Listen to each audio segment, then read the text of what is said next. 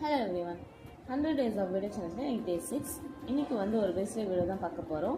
அது கொஞ்சம் purple beads mix colour ஆக்சுவலா அது லைட் அண்ட் டார்க் கலந்த மாதிரி இருக்கும். கொஞ்சம் crystal beads scissor and elastic wire எடுத்துக்கிறேன்.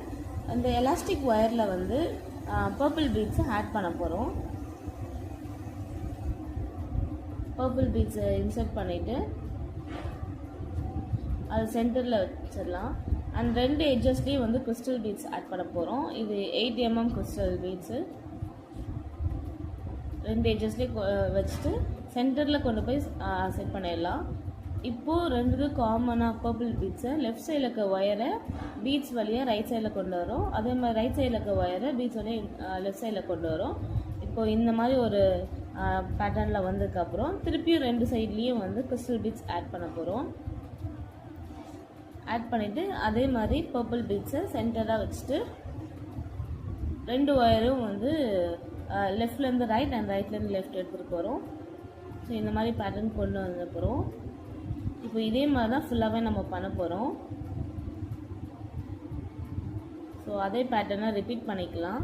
கிறிஸ்டல் பீட்ஸு ஸோ ரெண்டு கிறிஸ்டல் பீட்ஸும் வந்து சைடில் இருக்கும். சென்டரில் பர்பிள் பீட்ஸ் இருக்கிற மாதிரி கொண்டு வரும்.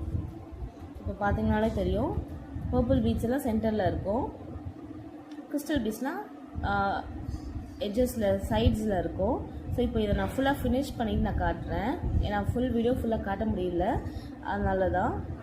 ஸோ இந்த மாதிரி ஒரு கொண்டு வந்ததுக்கப்புறம் இப்போ கிறிஸ்டல் பீட்ஸோடு முடிச்சிருக்கேன். இந்த சைடில் பர்பிள் பீட்ஸ் இருக்குது.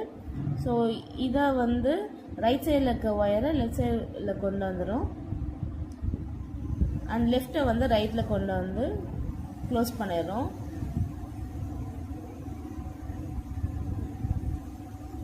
ஸோ இது ரொம்ப ஈஸி தான். ஸோ இந்த மாதிரி கொண்டு வந்ததுக்கப்புறம் இதை வந்து நம்ம நார்மலாக பிரேஸ்லெட் நாட் போடுற மாதிரி நாட் போட போகிறோம். அதுக்கு முன்னாடி வந்து இந்த பீட்ஸ் கொஞ்சம் லூஸாக இருக்கும். இப்போ நம்ம க்ராஸாக கொண்டு வந்ததுனால கொஞ்சம் லூஸாக இருக்கும்.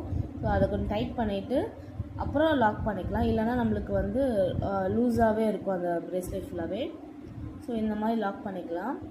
ஸோ இந்த பிரேஸ்லெட் பிடிச்சிருந்தா மறக்காமல் லைக் அண்ட் கமெண்ட் பண்ணுங்கள். இன்ஸ்டாகிராம் அண்ட் வாட்ஸ்அப் யூடியூப் சேனல்லையும் வந்து எஸ்பிகே ஹேண்ட்பேக் ஜுவல்லரியை ஃபாலோ பண்ணுங்கள். இதுதான் final look.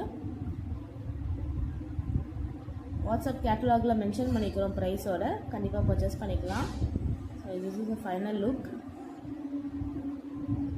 So thank you for watching.